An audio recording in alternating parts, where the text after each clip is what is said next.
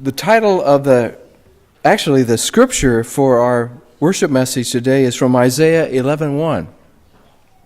And if you'll see it in the handout which I gave you, it's right about 3 inches from the bottom of this handout. Isaiah 11:1.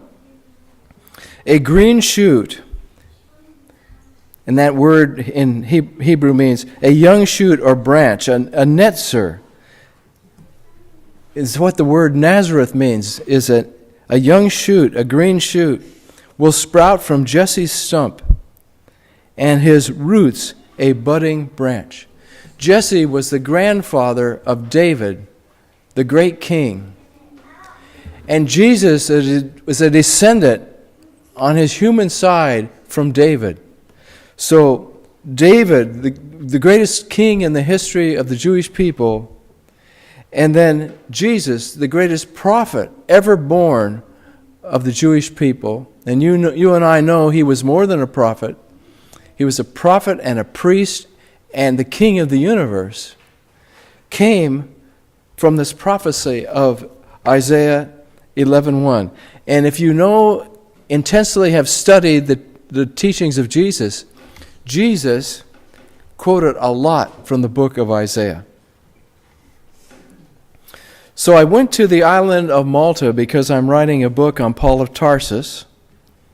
And Paul of Tarsus was shipwrecked for 3 winter months.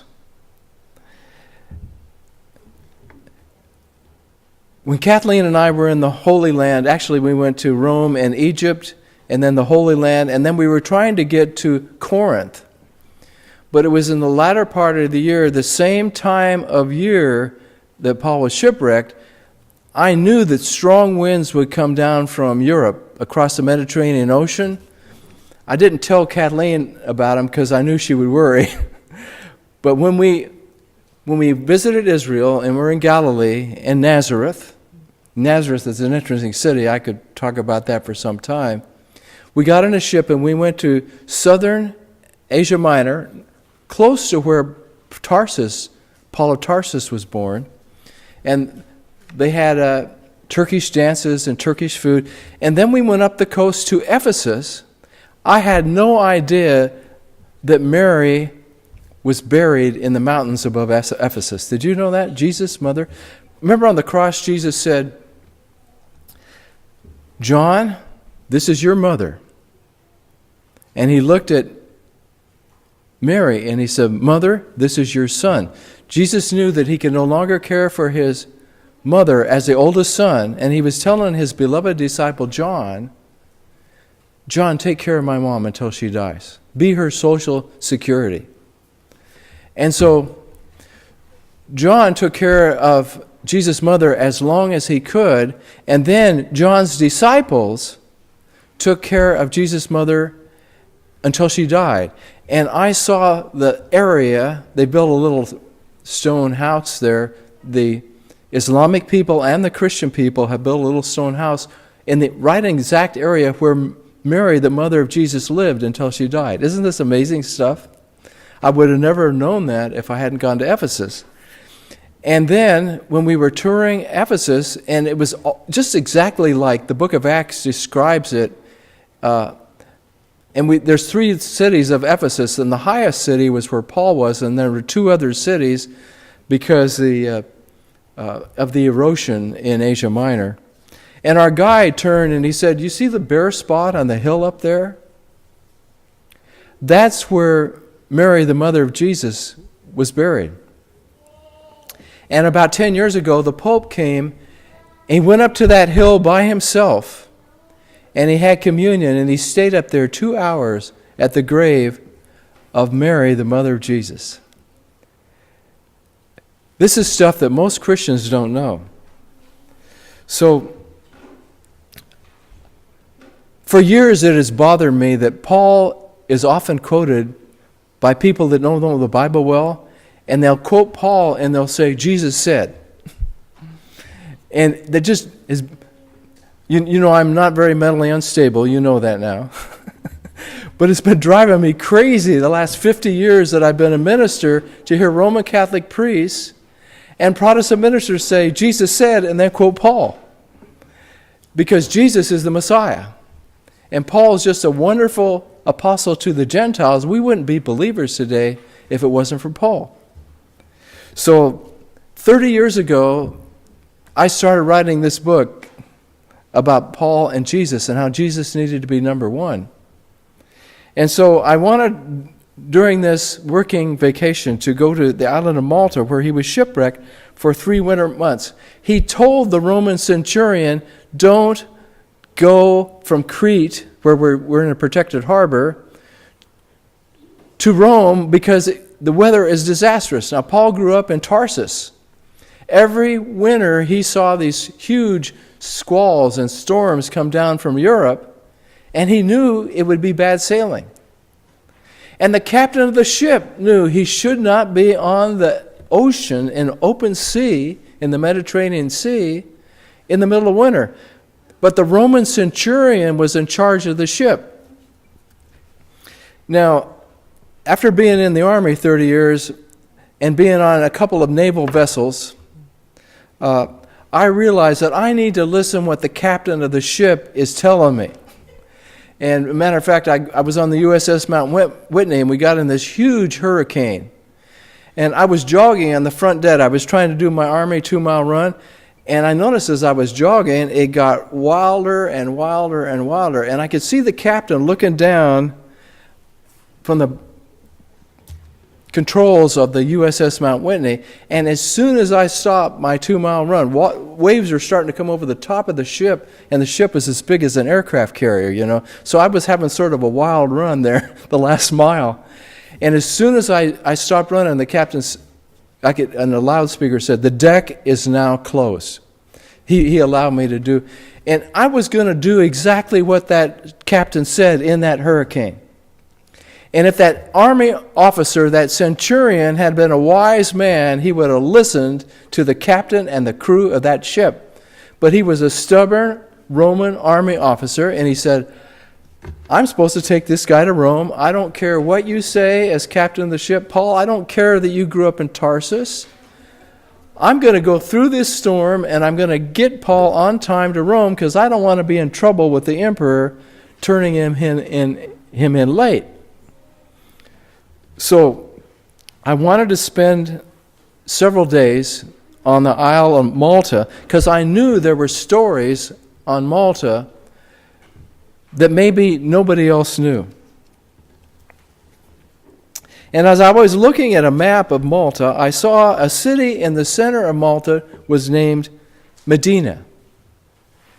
Now this is very, very close to where another city named Rabat is located, and that's precisely where Paul was when he was on the Isle of Malta. He healed. Publius was the governor of Malta. He healed Publius' father of an illness. And then people began bringing people that were sick to Paul, and he prayed for them, and they were healed, and the whole island became Christian when Paul told them about Jesus of Nazareth. The entire island. I'm working on another chapter of my book right now. We went and saw ancient temples on Malta, and there's even older ones on the island right next to the Maltese island called Gosko, right next to Malta. These temples are older than the pyramids and older than Stonehenge in England. They're the first temples built to worship God and to worship the Creator in the history of the world. That's including China, North and South America, Asia, and Europe.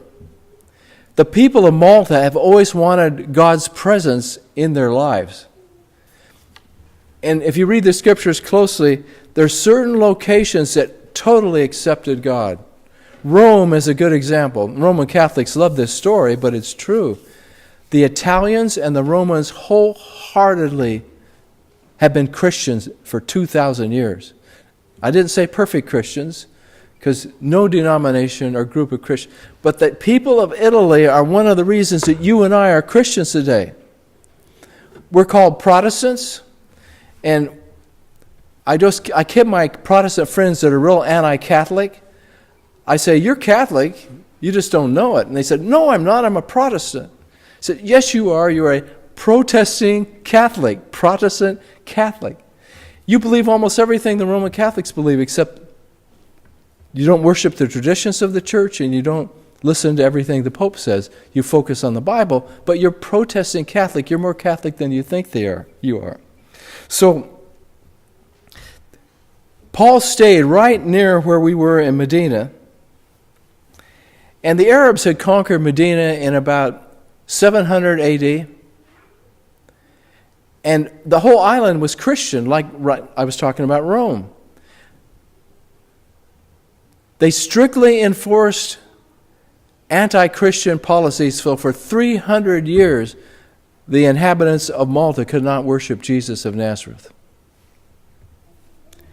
And in 1091 AD, a Christian army from Normandy came and liberated the island, and the Maltese people were so excited that they were going to be free from Arab rule and they could worship Jesus of Nazareth again. They began cheering and having a party when the Arabs were driven out, and these soldiers were the knights were still on horseback, and the soldiers were still, they just finished the last battle, and the Maltese people were incredibly excited. Now there's 500,000 people on this tiny island right now. It's the most crowded country in the world. I'm so glad to be back in northeast Kansas. Everything was crowded. But there were just a few thousand people there at the time that it became a Christian island again. And their faith in Jesus Christ and their cheering and their joy was so powerful that a Norman Count Roger, he was caught up in their emotions and he tore the corner of his flag. And he tore its own flag in two, really, and the corner of it was red and white, and he gave it to the Maltese leaders, and he said, "We are so glad we have liberated you and you can worship God again." The flag of Malta today is red and white. Count Roger's gift to them of his own flag, it meant so much to them, and there are churches everywhere on that island. Every time you turn a corner, there's another church where Jesus of Nazareth is worshipped. And as I thought about Medina, I realized when we talk about Islam, we hear the word Mecca a lot. Mecca tried to kill Muhammad repeatedly. Mecca and Muhammad and Abu Bakr, they escaped to Medina, which is a city about 150 miles northwest of Mecca, where there were a lot of Jewish people that Muhammad later talked to. And so Mecca got this huge army and attacked Medina, trying to kill Muhammad again. And the people of Medina had become real strong followers of God, and they were fighting for their own lives, and they just destroyed this huge army of Mecca. And the Meccans realized they had no more power. See, Muhammad, when he became a follower of God, there was alcoholism, prostitution, gambling, and all kinds of terrible things going on in Mecca.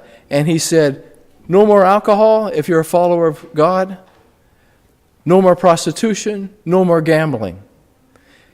Well, all the people that ran these operations, they wanted Muhammad dead. But today, even today, and that was 600 AD, even today, there's no prostitution out in the open. There's no drinking out in the open. And theoretically, people are following God. So Medina, there was no Mecca in the island of Malta. There was just Medina, because that's a city that honored the prophet of God, Muhammad. And this started me to thinking about a similar Christian story that happened many, many more years earlier where Jesus was raised in a small, inconsequential village called Nazareth. He was born in Bethlehem. They had to escape Herod, who tried to murder him and killed all the babies that were Jesus' age in Bethlehem. This is a terrible story. But Joseph and Mary had followed the angel's advice, and they had taken refuge in Egypt. And then the angel appeared to Joseph and said, it's okay to come back. Herod is dead now. And they were led to raise Jesus in the town of Nazareth. Well, when Jesus' ministry started when he was 30 years old, and he was murdered on the cross when he was 33. So when Jesus was 33 years old, and people began to see what a tremendous prophet this was, he began to call his disciples. And it wasn't the people in Jerusalem that realized Jesus was the Messiah and a great prophet. It was the people in Nazareth that first recognized that Jesus was a great prophet. And so these humble people in Nazareth, these hardworking people, they were poor, but they were like the people of Malta. They had a heart for God.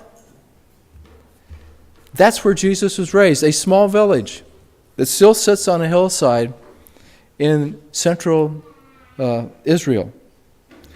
And so Philip realized that Jesus was a true man of God, and he told Nathanael, a friend of his, Nathanael, about Jesus. And Nathanael responded, can anything good come out of Nazareth? Can anything good come out of Medina? Can anything good come out of Nazareth? Can anything good come out of Horton, Kansas? Little tiny village in the United States? And of course, the resounding answer is yes. Tremendous good can come out of Nazareth. Unbelievable good can come out of Horton, Kansas. Later on, when Nathanael met Jesus face to face, he realized that Jesus was the Messiah. He was the first person in the New Testament to realize Jesus was the Messiah. He said, truly you are the Son of God. Nathanael said, how do you know me, Jesus? And Jesus said, when you were under the fig tree, I saw you, and I know you're a man of a pure heart. And Nathanael said, truly you are the Messiah. Truly you are the Son of God. And Jesus says, if you think that's a big deal, Nathanael, you're actually going to be able to see angels coming and going from the throne of God. In other words, Nathanael had a pure heart. So it was out of a pure heart that Nathanael said, can anything good come out of Nazareth? Because he knew it was just a small town of no consequence at all. And this word Nazareth comes from the root word netzer, which means branch, a budding branch, a green shoot, a sprout. It was a prophecy hundreds and hundreds of years before Jesus was born that Jesus would be raised in Nazareth. And Matthew 11:23 takes that same scripture and says, he shall be called a Nazarene. So it's amazing how God works, isn't it? It's absolutely amazing how God works. And then the same is true in Paul's life. He was an obscure Jewish boy, educated in classical Greek and Roman philosophy and traditions, in a small city in Asia Minor named Tarsus. If it wasn't for Jesus, no one would know much about Nazareth. And if it wasn't for Paul, no one would know much about Tarsus. And then Paul studied under Gamaliel, one of the greatest teachers in the history of Jewish thought. His great-grandfather was named Hillel, and he was a great teacher. But to Christians, we understand Gamaliel was even greater because when Jesus came into existence in Judah and Jerusalem, Gamaliel realized he was a prophet of God. And he was totally against them murdering Jesus on the cross. And then when they tried to murder Peter, James, and John, he told the Jewish leaders, and he was a member of the council, you're fighting against God here. You can't fight against God. You will never win. And yet, they murdered as many of the apostles as they could. And Peter came very close to being murdered. A wonderful story in the book of Acts. So, Paul was given a really balanced spiritual education by Gamaliel. I would call it a very loving spiritual education. But he still belonged to the strict Jewish sect that said, if you followed anyone other than God, you were a heretic. And so he began persecuting and arresting and tormenting the Christians. And after this vision that he had on the road to Damascus, where Jesus appeared to Paul and he said, listen, you are persecuting me. And he struck Paul with blindness. It just wasn't the blindness that changed Jesus' heart, or Paul's heart. It was the spiritual realization that he'd been totally mistaken. Another chapter on my book I'm working on is that long before Paul became a Christian, his two cousins became Christians. And Jewish families are very close. And so the fact that his two cousins were Christians and he was persecuting Christians had to affect his conscience as well. You know, when we follow Jesus, we get all the blessings that Jesus had, and we get all the curses that Jesus had. And after years of suffering for Jesus, being humiliated for Jesus, being stoned, almost killed several times, being rejected, and years of pain, Paul was executed in Rome for his faith. And Jesus was executed in Jerusalem for following God's commission to be the Messiah. What is wonderful, though, is that Paul is praying for you and for me right now. Jesus is with you and me right now. There's a church triumphant in heaven, and there's a church militant on earth. And you and I, weak as we are in following God, we are never alone. The Holy Spirit's always with us. Weak as he was, when he was being executed in Paul, I'm sure Paul said, oh God, thank you that I can die for my faith in God like Jesus of Nazareth died for my soul. Not that execution is not painless, but Paul's heart was free from pain. You and I have a real good chance of being killed for our faith. I know it disturbs some of my friends and family when I say this, but I've almost been killed for my faith several times. And you know, your faith really isn't strong unless you're willing to die for being a Christian. And so I would encourage you to have the same kind of intensity at Paul of Tarsus. And so 200 years from now, if Jesus hasn't come again, they'll say, she was a Christian in Horton, Kansas. He was a follower of Jesus from Horton, Kansas. Just like Paul was born in Tarsus. Jesus was raised in Nazareth and born in Bethlehem. If you and I really follow God with all our heart, soul, mind, and strength, they'll say the same thing about Paul and Jesus that they said about them. They'll say the same thing about our lives. So it's amazing how God took this Jewish boy who knew Greek and Roman philosophy, trained him under one of the most kind and loving scholars in the history of Jewish faith, and then made him a great apostle. And you can become a great apostle for God too. You can become a great prophet for God. And what does God use? Ordinary men and women, hardworking men and women who have a deep faith in God, who even in the summer come to church, and who even in times of difficulty pray.